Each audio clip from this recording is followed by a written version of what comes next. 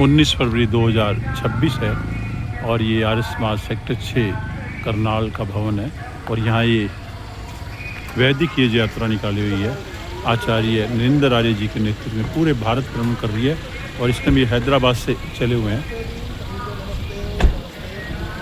ये इनका पूरा काफिला है जो वेद प्रचार प्रसार करने के लिए पूरे भारत में निकला है।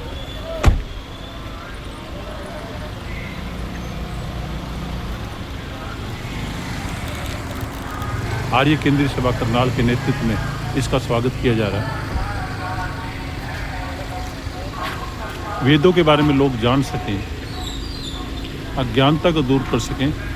वेद सबके लिए हैं, परमात्मा सबके लिए है, पर उसी स्वरूप में जैसा वेदों में व्याख्यान किया गया और इसी को प्रचार प्रसार लोगों तक पहुँचे। ये देखिए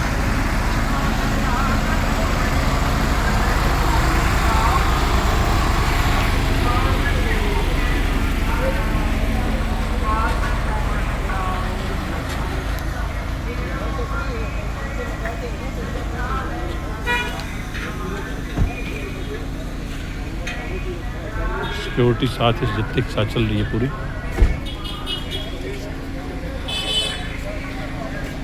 अन्य झलकियां भी आपको मिलेंगी। धन्यवाद।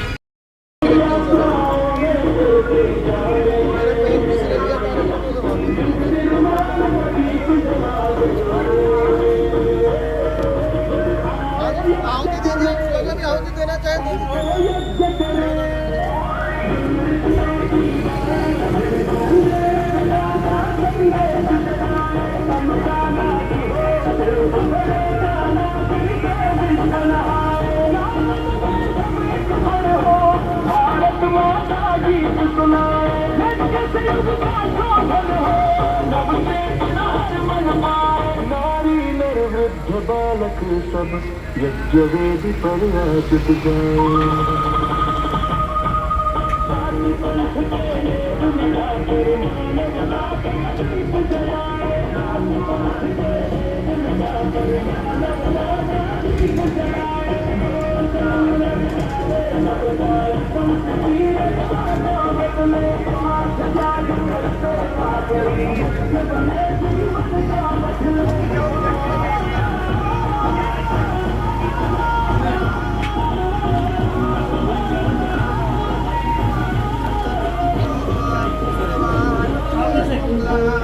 सामने से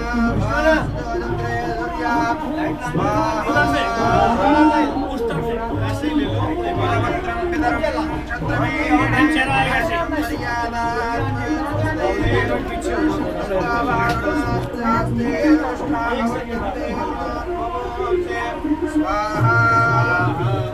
अर्थमर्थेन वयांसा पृष्ठभुजर्धेन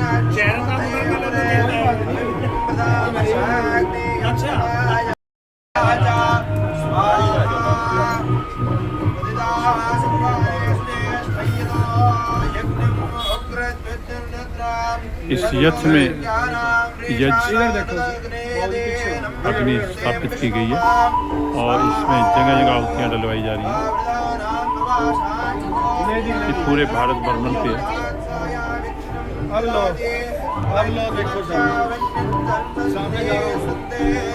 यार इस पास सेक्टर 6 का भवन है और ये रथ के ऊपर हम खड़े हैं। वेद पाठ सिस्टम हो रहा है।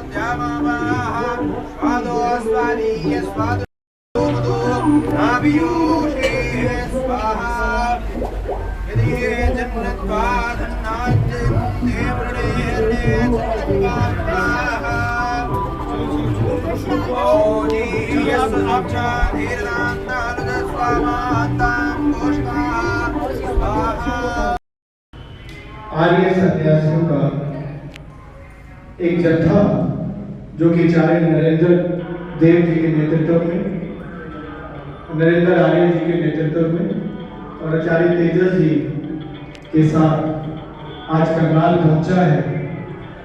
हम इनका यहाँ आने पर हार्दिक स्वागत और अभिनंदन करते हैं। अभी एक रथ हमारे मध्य में पहुंचा है और कुछ ब्रह्मचारी पहुंचे हैं। आचार्य नरेंद्र आर्य जी अभी कुछ ही समय में हमारे मध्य में होंगे। और उनके साथ जो सन्यासी वृंद का जत्था है वो भी हमारे मध्य में होगा। हम आप सबका यहाँ पहुँचने पर हार्दिक स्वागत और अभिनंदन करते हैं।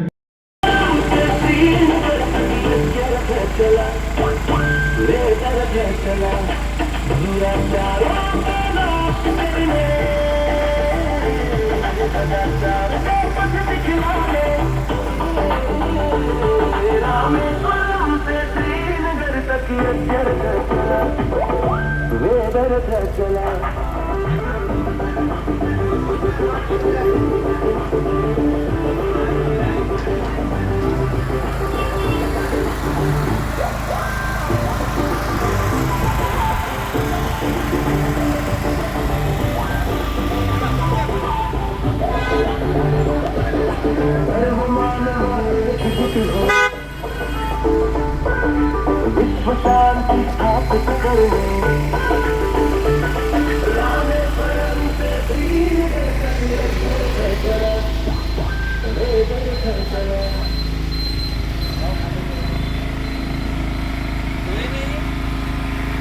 ये इस यज्ञ यात्रा का मुख्य वाहन है।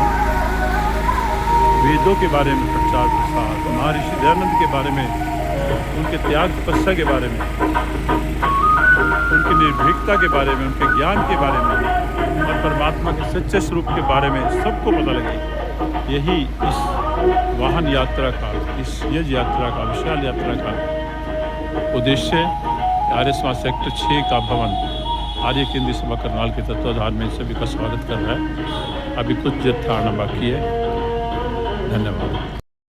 आगे कुरुक्षेत्र आदि होते हुए हम जाएंगे, तो इसका एक अच्छा कार्य हो। आप सभी करनाल वासी और केवल करनाल वासी नहीं, पूरे हरियाणा वासी और पूरे देशवासी इससे जुड़े और अपना वेद से जुड़े, हम ये चाहते हैं।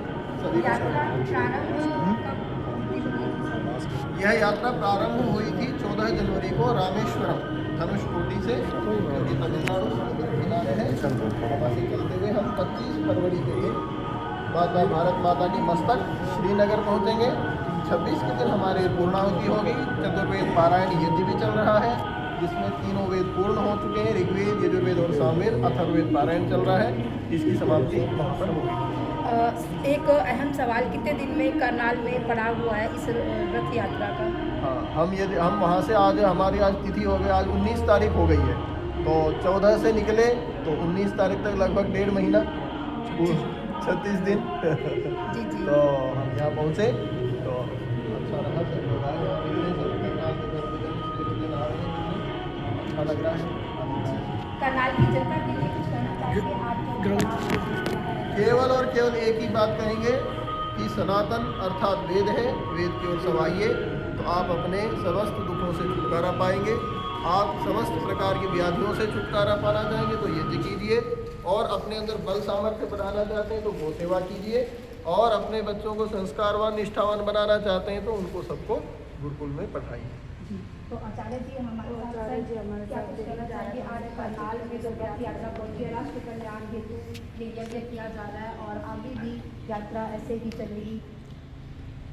ये सनातन राष्ट्र यज्ञ पूरे देश की लगभग 12,000 किलोमीटर की यात्रा, इस कार्य को मैं एक गुरुकुल कहूँ या एक संस्था कहूँ या एक परिवार कहूँ, अद्भुत बात यह है कि मेरे दाई ओर जो आचार्य तेजस्वी बैठे हैं, ये सपत्नी की यहाँ उनकी सहधर्मिणी वेद पाठी जो पंडित हैं उनमें वो भी हैं, जो चतुर्वेद पारायण यज्ञ यात्रा के साथ चल रहा है। गाड़ी के अंदर, रथ के अंदर जो 3 वेद पूरे हो चुके हैं, अथर्ववेद का चल रहा है अभी।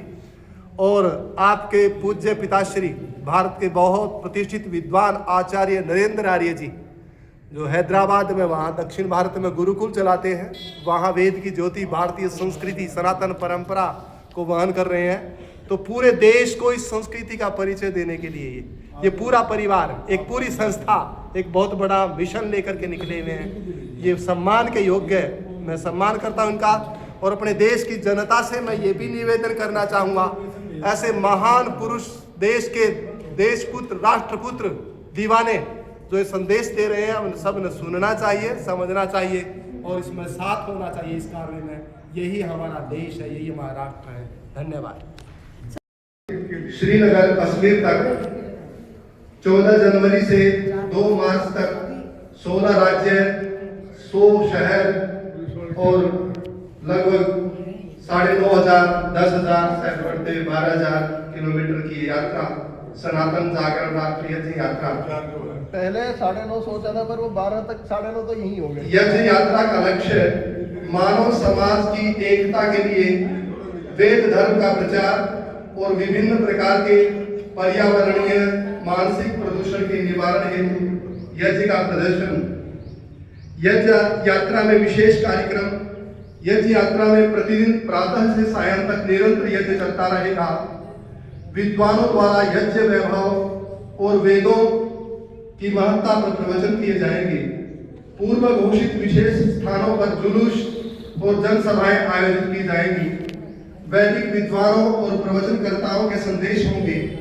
यज्ञ, वेद, गुरु शिष्य परंपरा और गौ का महात्म्य जन जन तक पहुंचाया जाएगा। यज्ञ यात्रा के लाभ। यह यज्ञ यात्रा विस्मृत हो चुके सत्य सनातन वैदिक धर्म के प्राचीन गौरव को पुनर्जीवित करेगी। यह भारत की भावी पीढ़ी को वेद धर्म के प्रति श्रद्धा और प्रेरणा प्रदान करेगी। यह विश्व को बताएगी कि वेद ही सत्य है, सनातन है और हर काल एवं परिस्थिति में शाश्वत है।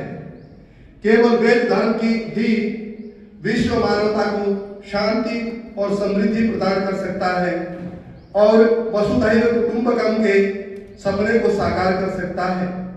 विश्व के मानव को एक सूत्र में बांधने की शक्ति केवल वेदों और वेद धर्म के आचरण में है। यह यात्रा संदेश देगी कि वेदों के पास सभी समस्याओं का समाधान है। संकल्प। हजारों मील की यात्रा भी एक कदम से आरंभ होती है। कोई भी महानदी एक बूंद बूंद से बनती है और कोई भी महान कार्य एक व्यक्ति से ही आरंभ होता है। यदि वह आरंभ बिना रुके निरंतर चलता रहे तो वह एक आंदोलन बन जाता है और जन जन का कल्याण करता है। इसी प्रकार महर्षि दयानंद सरस्वती द्वारा आर्य समाज के रूप में प्रारंभ किया गया वेद धर्म की पुनः स्थापना का महाअभियान यदि इस वेद यज्ञ यात्रा के रूप में निरंतर जारी रहा तो किरणवंतो विश्वमार्यम, विश्व को श्रेष्ठ बनाओ का लक्ष्य अवश्य सिद्ध होगा। अज्ञान और अंधविश्वास का अंधकार समाप्त होगा। जाति पाति का भेद मिटेगा और मानव धर्म की प्रतिष्ठा होगी। इसीलिए स्वामी दयानंद के वेद प्रचार के संकल्प को पूरा करने के लिए हमने इस वेद यज्ञ महायज्ञ यात्रा का संकल्प लिया है।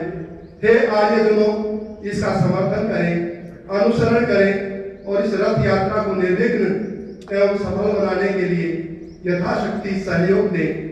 वेद धर्म की रक्षा के लिए हाथ से हाथ मिलाएं। अग्निपुरम वेद गुरुकुलम के आचार्य, विश्व कल्याण चैरिटेबल ट्रस्ट के अध्यक्ष यज्ञसुत आचार्य नरेंद्र आर्य और इसमें इस यात्रा में जो विभूतियां सनातन जागरण राष्ट्र कल्याण इस यात्रा में मुख्य आचार्य श्री नरेंद्र आर्य जी और उन्हीं के आचार्य नरेंद्र जी जो आचार्य प्रद्युम्न जी के अंतेवासी रहे और आचार्य गुरुकुल, दूसरा गुरुकुल क्या बताया था, ततारपुर गुरुकुल और आचार्य प्रद्युम्न जी के शिष्य रहे हैं और उन्हीं के सुपुत्र आचार्य तेजस जी और उन्हीं की सदरणी आचार्य अनीशा जी और उनकी सहपाठिनी आचार्य अनंत अर्चना जी। आचार्य नरेंद्र देव जी जो इसका संचालन कर रहे हैं वो इस समय पहुंच चुके हैं और यहाँ सबको अपना आशीर्वाद दे रहे हैं। यज्ञ यात्रा को लेकर क्या कुछ कहना चाहेंगे? सनातन जागरण, राष्ट्र कल्याण, यज्ञ यात्रा। सनातन जगेगा तो ही राष्ट्र कल्याण होगा। सनातन बचेगा तो ही मानवता बचेगी। सनातन तो वेद है, वेद परंपरा को मानने वाले सोए हुए हैं। वेद परंपरा में ही सर्वे भवन्तु सुखिनः का नाद होता है। जी। अन्यत्र ऐसा किसी भी संप्रदाय जिसको आजकल धर्म बोले उसमें ऐसा नाद आपको नहीं मिलेगा। तो वेद बचेगा, सनातन बचेगा, सनातनी बचेंगे तो मानवता बचेगी। मानवता का संदेश वेद में ही है, मनुर्भव जनय दैव्यम जन्म, मनुष्य बनो। मानवता व्यक्ति के अंदर यदि खत्म हो जाती है तो वो दानव होते हैं। तो दानवता को हटाने का, मानव बनाने का संदेश वेद में है। और मानव ही नहीं, मानव से ऊपर की अगली सीढ़ी है देव। तो देव बनाने का संदेश वेद भगवान ने दिया है। तो मानव शरीर धारण करके हम मनुष्य नहीं हैं। मनुष्य बनने का संदेश वेद ने दिया। क्यों? क्योंकि हर प्राणी को जीने का अधिकार। जो आज मांसाहार हो रहा है वो दानव प्रवृत्ति को बढ़ावा दे रहा है। दानवता का ही वो लक्षण है। तो इसके लिए हमें वेद का मार्ग अपनाना है, यज्ञ संस्कृति को अपनाना है। ये संदेश लेकर के हम महर्षि दयानंद 200वें जन्म दिवस के संदर्भ में रामेश्वरम धनुषकोडी, जहाँ से श्री राम ने राम सेतु लंका जाने के लिए, रावण वध के लिए, असुर रावण को, दुष्ट रावण को, पापी रावण को, अन्यायी रावण के वध के लिए राम सेतु बनाया था। वहाँ से प्रारंभ किया। तो वो दानवता मेरे देश में ना हो। बचे खुचे जो भारत देश का भाग है उसमें दानवता ना हो, मानवता बढ़े। ये संदेश लेकर के हम 16 राज्यों से होते हुए हम 25 फरवरी को हम पहुँचेंगे जम्मू कश्मीर, श्रीनगर लाल चौक पर। 26 तारीख को हमारे चारों वेदों का पारायण होकर के एक एक मंत्र से, 30,000 से ज़्यादा मंत्र हैं, एक एक मंत्र से हम आहुति दे रहे हैं। राष्ट्र कल्याण के लिए, समाज कल्याण के लिए, सनातन जागरण के लिए। और कोई प्रश्न पूछें तो। सर, जो हवन यज्ञ कल्याण के लिए आप ये एक अच्छी पहल कर रहे हैं, मतलब इससे क्या जो राष्ट्र के लोग हैं कितना असर जो पड़ेगा, क्योंकि आप लगातार हर पड़ाव कर रहे हैं, हर क्षेत्र की बात करें। ये केवल किसी ऋषि दयानंद के लिए ही नहीं, ये हर एक भारतीय के लिए है। वो भारतीय जो वेद को अपनी परंपरा मानता है, भले ही जानता ना हो, कम जानता हो, उस सब के लिए है। और यज्ञ जो है ये साइंस है, विज्ञान है। हम इसमें जब आहुति डालते हैं तो घी और सामग्री जो वातावरण को सुगंध करती है वो केवल आहुति देने वाले के लिए नहीं होता। उस सुगंध का असर दूर दूर तक, एक जगह यदि हम हवन करते हैं उसका प्रभाव 3 से 5 किलोमीटर तक पड़ता है। पास वालों को ज़्यादा है, दूर वालों को थोड़ा कम है। और यहीं पे सर्वे भवन्तु सुखिनः। कोई मेरे से प्यार कर रहा है, उसी को मैं हवन कर रहा हूँ। हवन करूँगा तो मेरा, यदि कोई मेरे से प्यार नहीं करता है, मेरे प्रति कोई उदासीन है, हाँ ठीक है कर रहा है, उसके लिए भी हवन होता है। जीव जंतुओं के लिए होता है। हाँ, कुछ रोगाणु होते हैं वो तो इस हवन से नष्ट होते हैं। कितने राज्यों से होकर ये यात्रा करनाल पहुंची? 16 राज्य पूरे इसमें हैं। और ये हरियाणा के बाद पंजाब, हिमाचल और जम्मू कश्मीर, ये 13वां राज्य है। बाकी 3 राज्य आगे हमें कवर करने हैं। तो करनाल की जनता को कोई संदेश देना चाहिए? करनाल की जनता को नहीं, पूरे देश की जनता को, पूरे सनातनियों को, पूरे वेद परंपरा को मानने वाले को संदेश है। और विशेषकर अब करनाल में है तो उनके लिए संदेश है, वेदों की ओर लौटो, वेदों को अपनाओ। मानवता बचाने के लिए सनातन को अपनाना आवश्यक है। सनातन नहीं बचेगा तो मानवता नहीं बचेगी। मानव कल्याण के लिए, पूरे राष्ट्र कल्याण के लिए यज्ञ यात्रा जो है वो श्रीनगर पहुंचेगी? अवश्य। श्रीनगर, हम तो श्रीनगर वासियों को भी बोलते हैं। उस संप्रदाय में जो वहाँ मुस्लिम संप्रदाय बहुलता से है, वहाँ भी तो धुआं करते फिरते हैं, वो हवन का ही एक रूप है, बिगड़ा हुआ रूप है, वो उसको इतना नहीं जानते। तो ईसाई संप्रदाय में कैंडल मार्च लेके घूमते हैं, हवन का ही रूप है। जो घरों में है हिंदू संप्रदाय में आचार्य नरेंद्र आर्य जी जो कि रामेश्वरम से इस यज्ञ यात्रा को लेकर पिछले महीने की 14 तारीख को चले थे और वो आज 19 फरवरी को करनाल पहुंचे हैं। आपकी ये यज्ञ यात्रा पूरे भारतवर्ष में लगभग 100 शहरों को कवर करती हुई 12,000 किलोमीटर की यात्रा करेगी। एक बहुत ही सुंदर कार्य आचार्य जी कर रहे हैं। यज्ञ को जन जन तक पहुंचाना, वेदों को जन जन तक पहुंचाने का जो कार्य जो वेदाचार्य जी ने उठाया है, हम उसके लिए आर्य जगत आपका दिल की गहराइयों से आभार व्यक्त करता है। और क्योंकि आज की ये समय की आवश्यकता है